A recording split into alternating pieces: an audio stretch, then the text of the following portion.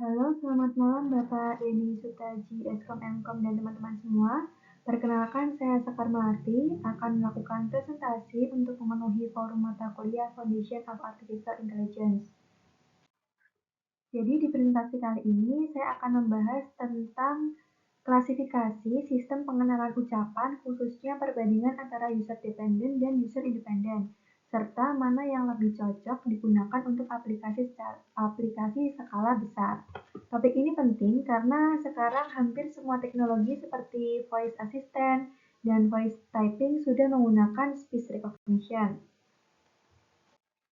Jadi, speech recognition itu merupakan teknologi yang mengubah suara manusia menjadi teks.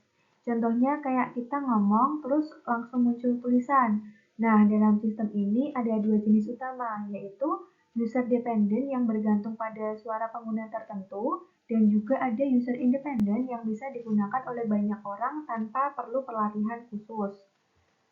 Lalu kalau dibandingkan user dependent itu memang lebih akurat karena sistemnya itu dilatih khusus untuk satu pengguna, tapi masalahnya sistem ini tidak fleksibel karena setiap orang harus training dulu. Sementara kalau user independent bisa langsung dipakai oleh banyak orang, jadi jauh lebih praktis.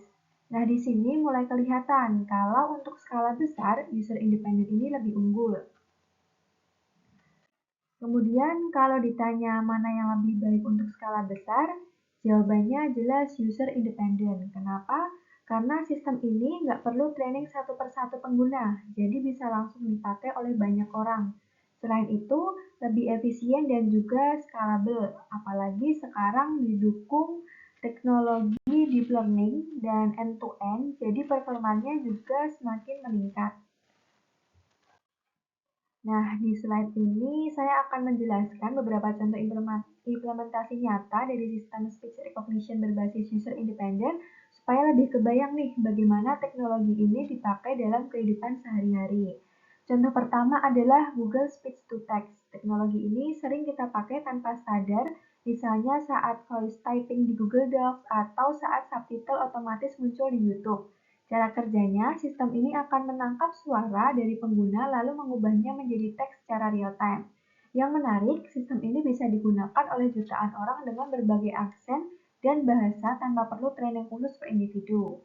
Ini menunjukkan bahwa sistem user independent memang dirancang untuk skala besar. Tapi kalau kita kritisi sedikit, akurasi sistem ini masih bisa menurun ketika ada noise atau aksen yang terlalu berbeda yang menunjukkan bahwa fleksibilitas kadang dibayar dengan sedikit penurunan presisi. Contoh kedua adalah Siri, yaitu asisten suara dari Apple.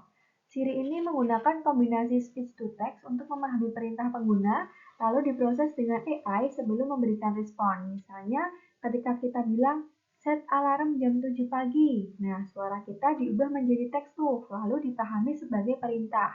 Yang menarik, Siri bisa digunakan oleh banyak pengguna tanpa perlu training khusus, meskipun Apple juga menambahkan fitur personalisasi untuk meningkatkan akurasi. Ini menunjukkan bahwa dalam praktiknya, sistem modern sering menggabungkan user independen dengan sedikit elemen personalisasi. Contoh terakhir adalah Alexa dari Amazon yang banyak digunakan dalam smart home. Alexa memungkinkan pengguna untuk mengontrol perangkat seperti lampu, AC, atau TV hanya dengan suara. Dalam satu rumah, Alexa bisa digunakan oleh beberapa orang dengan suara berbeda, yang berarti sistem ini tuh benar-benar user independent. Bahkan, Alexa bisa mengenali perintah dalam kondisi yang tidak ideal, misalnya ada suara latar atau percakapan lain. Ini menunjukkan bahwa sistem ini tuh dirancang untuk kondisi dunia nyata yang kompleks gitu. Nah, kemudian kedepannya teknologi ini tuh bakal makin luas. Misalnya di smart city, kita bisa tanya arah pakai suara. Di customer service, kita bisa ngobrol sama AI tanpa manusia. Bahkan di pendidikan juga bisa dipakai buat pembelajaran interaktif. Semua ini bisa terjadi karena perkembangan AI modern. Nah, jadi kesimpulannya, meskipun user dependent lebih akurat, tapi dinilai kurang fleksibel. Sedangkan user independent lebih cocok untuk skala besar karena bisa digunakan banyak orang dan lebih efisien.